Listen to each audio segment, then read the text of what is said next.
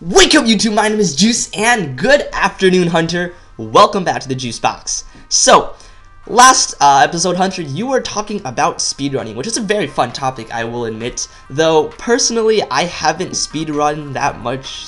Speedran.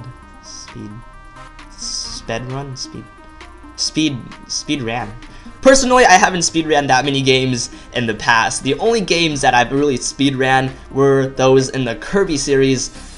It just makes you feel like a boss to speed through those levels, especially Amazing Mirror. You guys need to play that. It is an excellent classic. Today, I will be doing a battle analysis video as well. I will be talking about the strategies behind battlespot singles, which might have been more appropriate yesterday, seeing as how it was Valentine's Day and all.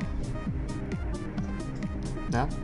So, battlespot singles is a drastically different world from your standard 6v6 matches, and throughout this video actually I will be constantly drawing comparisons between battlespot and 6v6 because it really provides a good contrast. So let's just start with the fact that battlespot generally lasts only 10 to 15 turns. The longer matches should you encounter a stall-oriented opponent lasting roughly 20 to 25 turns. 6v6 matches, on the other hand, may last anywhere from 20 to 40 turns, and what this means is that certain moves and items that would be more effective over a longer period of turns or more effective in the long run are not as effective on battlespot. First and foremost, hazard warfare. Hazard warfare has been an essential part of the Pokemon metagame ever since Generation 4, when Stealth Rocks first made its debut. Hop on to Pokemon Showdown now and you'll notice that most opponents you find will carry either a hazard setter, a hazard remover, or maybe even both. Over the aforementioned 20 to 40 turns in a typical 6v6 match, the damage that hazards cause will stack up and cripple bird spammers and multi-skill Dragonites and so many more Pokemon. So why not use hazards on battlespot? Well, I'm not gonna say that hazards are obsolete on battlespot. Some users will definitely still run them. However, compared to 6v6, you'll notice that entry hazards play much less of a role on battlespot, and this is simply because setting up hazards require you to use a turn to set up, during which your opponent can use the opportunity to turn the tables on you. In battles as short as those on battlespot, it is key to maintain a strong position against your opponent, as one misplay or one open opportunity may very well decide the game from that point on. Entry hazards will simply give your opponent the chance to take the advantageous position, while the gains from the hazard's damage simply doesn't stack up significantly over the course of a typical 10 to 15 turn match. Since we're on the topic of comparing the effects of battlespot on move and item usage, let's also talk about citrus berries versus leftovers. Now personally, neither an apple core nor this weird ass amorphous smooth tasting berry seems appealing to me, but Pokemon apparently love them, so let's compare these two. Now, leftovers will heal 1/16 of a Pokemon's HP each turn, so long as they're not at full HP, for obvious reasons. Citrus berries, on the other hand, will heal a whopping 1/4 of a Pokemon's HP, but only after their HP has dropped past the 1/2 mark, and of course it only works once. So, leftovers or citrus? Now for specific Pokemon such as Belladrum and Azumarill, citrus berries are obviously the better choice, as they really only need to heal up once to fire off their Belladrum and proceed to wreck the lives of Pokegamers. But for your typical stalls, the choice becomes way more complex. Battlespot generally favors citrus berries over leftovers, especially on defensive Pokemon that are less bulky. As mentioned before, since battlespot only averages 10 to 15 turns, you'll find that you have to keep your leftover Pokemon in battle for 4 turns. That is roughly 1/3 to 1/4 of the entire game to match the effects of a citrus berry.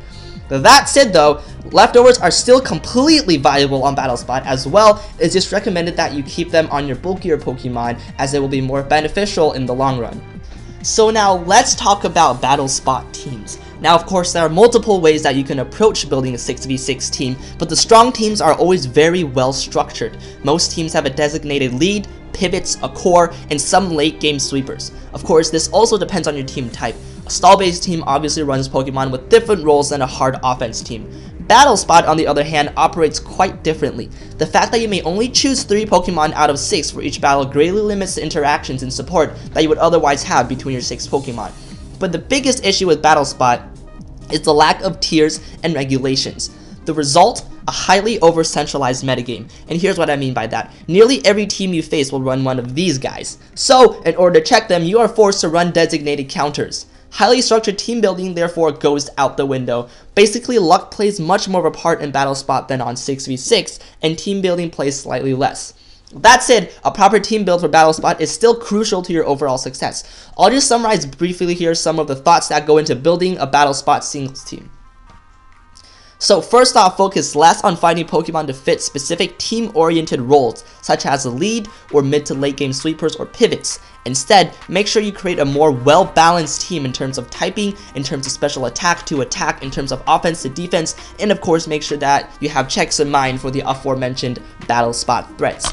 That's generally how I like to approach creating a team anyways. I know many people like to approach battlespot team building by creating a team with a couple of sets of cores. For example, start by choosing a Pokemon you really like to use, or that is highly viable on battlespot, and then find a pair that complements it well. The third Pokemon that you would bring to the 3v3 would be variable based on your opponent's team. So that was just a brief overview of battlespot team building. If you guys would like, I could totally do a more in-depth analysis on battlespot team building and analysis on specific battlespot threats and counters. Just leave a comment down below. So that's it for this episode of the Juice Box. Hunter, I wait to hear back from you in your next video, and remember that if you enjoyed this video, to like, comment, subscribe, and I'll see you guys later. Peace out!